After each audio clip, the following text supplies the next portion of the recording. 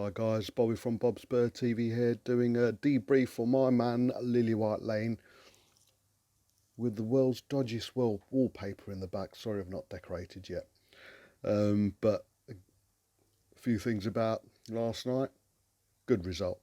Could have been better. I think we all know that. With the chances we missed and the blatant penalty we should have had, we probably, if we'd come away from that game 3-0, 4-0, there would have been no complaints. But we have won 2-0. They haven't got an away goal, which is crucial because I think with our firepower, I nearly dribbled there. With our firepower, I know they're good, but they're not good.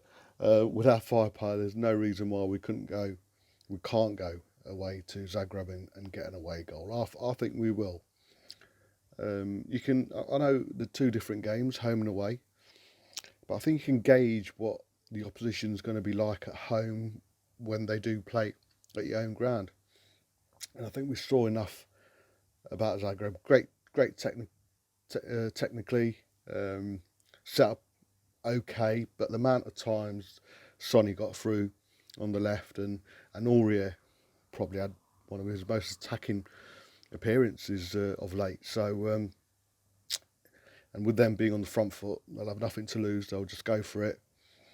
I think we'll be okay, and we're bound to catch them on the counter attack. It's great to see Sanchez actually looking more composed than Dyer. That free kick Dyer gave away just before the first half finished was just typical Dyer. But yeah, Sanchez actually looked a lot more composed. I think Toby's just rubbed off on him. He's actually looks. It was a bit Toby-esque yesterday. He even tried playing a couple of long passes, which I think a couple paid off. A couple went Sanchez-esque. Bale, for the few minutes he was on, did more than what Ali did throughout the game. I mean, don't get me wrong, it wasn't his worst performances. When he compared to the performances he had when he was making the odd appearance, when he was slowly coming back, it was like night and day. There's a bit more confidence about Ali, but he didn't really hurt the opposition yesterday, which was a bit unfortunate. And the clamour for Lucas to start in that number 10, it grows even more because he's playing with so much confidence now. And like I've mentioned previously on Lily White Lane's debrief and my own channel, him through the middle is a definitive position now, purely and simply. The dribbles are always there, whereas the end product's a bit easier to achieve with the amount of quality players that are nearer him. When he was dribbling down the right or left, he'd get to the byline, he'd put a cross in, and crossing isn't his forte. And it hardly paid off. If any time, I'm trying to think how many assists he's had, but I bet I can count them on one hand. I really do, because there's nothing that really stands out. I might be totally wrong. You know, someone probably write to Lily White Lane's channel and say he's got 28 assists. I'm pretty sure it's not, but I can't remember him creating that many chances. I can remember him hurting oppositions more going down the middle than out wide. So yeah, that number 10 role, the way he's playing, the attacking intentions that he's showing every time he comes on, and his close control's looking better than ever. You know, he was surrounded by 2 or 3 Zagreb players yesterday, and he held it up. He held it up. Another good thing he does is he's got a lot of strength about him, and he took on 2 players and went away. So yeah, Lucas I think needs to start against North London enemies. Sonny, he needs a goal. I mean, people saying, oh, he doesn't look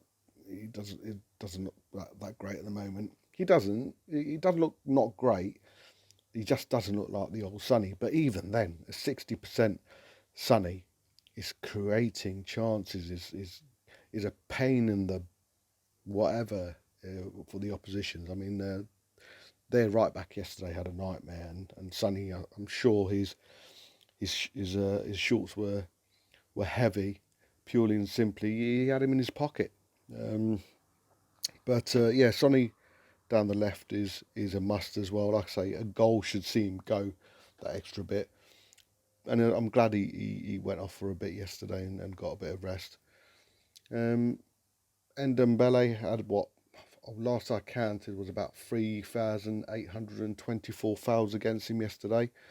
The way he was taking on the opposition with his little dribbles and nutmegs, they couldn't cope with him, and it came to a point where they were just hacking him down for the sake of it. Again, glad he went off with a few minutes to go as well.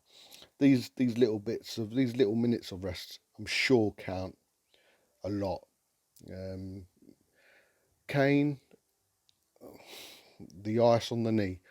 I wouldn't be surprised if Jose was looking at the cameras and he thought, right, let's give Arsenal let's do a bit of Jose-ness, shall we? Get that ice on his knee. Yeah, but he doesn't need it, Jose. Yep, don't worry about it. Just put it on. But Jose, his knee's fine. No, get it on. I want Arsenal to see it, mate. I'm surprised he didn't walk out on crutches just to give Arsenal that little bit of hope. Not that I think it matters, because there's a lot been said about the form book goes out the window when we play. I think it's going on form of late. You know, when we're clearly the better side now. It's a fact. The way we finish above them, points total, the way we've been playing of late. But even last 4 or 5 seasons, you know, we have been officially, technically, the better team, and we've beaten them most of the time, or they haven't beaten us. So, and if it carries on with form, we should, not easily, but we should beat them. Obviously, they'll bring their games to the cup final. But with our, and I've said this over and over again, with our technical and attacking flair we've got right now and the way they're playing, we should beat them. I was talking to Simon from Premier Hotspur TV, and he was talking about a combined 11.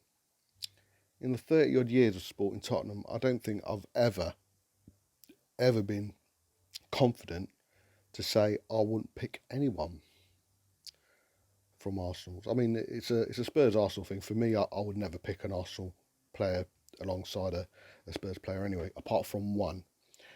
And that player was Thierry Henry. He's the only ever Arsenal player I've looked over in and be envious and wished he'd played for us. Apart from that, the Vieira, they can have all the Vieiras they want, Petits they want, the Overmasters they want, the Bergkamps they want. I've never ever wanted them in a Spurs shirt. Because why? Because they've had an Arsenal shirt on. Apart from Henry, he was class. But yeah, we're talking about North London derby. About yesterday, Lloris had hardly anything to do. Davis had his best game for Spurs for quite some time. That clearance he did when that ball came over his head with the Zagreb player at the far post, clearance-wise. And he actually looked dangerous in attack, and I can't remember last time we saw that from Davis. Yes, okay, we need to take consideration the opposition as well. Midfield, we did what we needed to. Sissoko, grit, strength, as always. Lamela, despite what I think of him, he did have a good game. Shame there wasn't any end product, but he did create, in a way, Kane's goal. And he looked dangerous.